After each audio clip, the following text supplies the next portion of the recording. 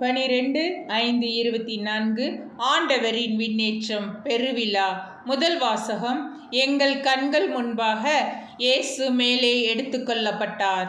திருத்தூதர் பணிகள் நூலிலிருந்து வாசகம். அதிகாரம் 1, இறைவசனங்கள் 1-11. தெயோபில் அவர்களே, இயேசு தாம் தெரிந்து கொண்ட திருத்தூதர்களுக்கு அவர்கள் தூய ஆவியின் துணையோடு செய்ய வேண்டியவற்றை குறித்து அறிவுறுத்திய பின் விண்ணேற்றம் அடைந்தார். விண்ணேற்றம் அடைந்த நாள் வரை அவர் செய்தவை கற்பித்தவை யாவற்றையும் குறித்து எனது முதலாம் நூலில் நான் எழுதினேன்.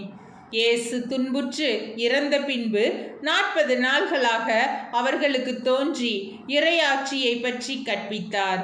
பல தெளிவான சான்றுகளால் தாம் உயிரோடு இருப்பதை காண்பித்தார்.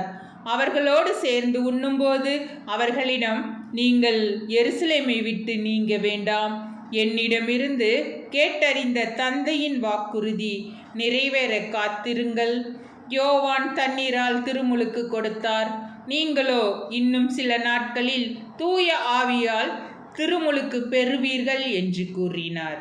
பின்பு அங்கே கூடியிருந்தவர்கள் அவரிடம், ஆண்டவரே, இஸ்ரேலுக்கு ஆட்சி உரிமையை மீண்டும் பெற்றுத்தரும் காலம் இதுதானோ என்று கேட்டார்கள். அதற்கு அவர், என் தந்தை தம் அதிகாரத்தை குறித்து வைத்துள்ள நேரங்களையும் காலங்களையும் அறிவது உங்களுக்கு உரியது அல்ல.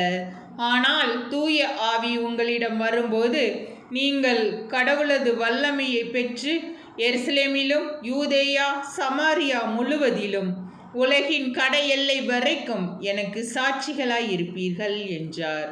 இவற்றை சொன்ன பின் அவர்கள் கண்கள் முன்பாக அவர் மேலே எடுத்துக்கொள்ளப்பட்டார்.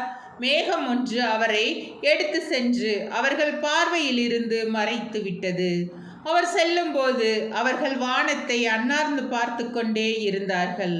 அப்போது வெண்ணுடை அணிந்த இருவர் தோன்றி, கலிலேயரே, நீங்கள் ஏன் வானத்தை அண்ணார்ந்து பார்த்து கொண்டே நிற்கின்றீர்கள்? இந்த இயேசு உங்களிடமிருந்து விண்ணேற்றம் அடைந்ததை கண்டீர்கள் அல்லவா? அவ்வாறே அவர் மீண்டும் வருவார் என்றனர். ஆண்டவரின் அருள்வாக்கு.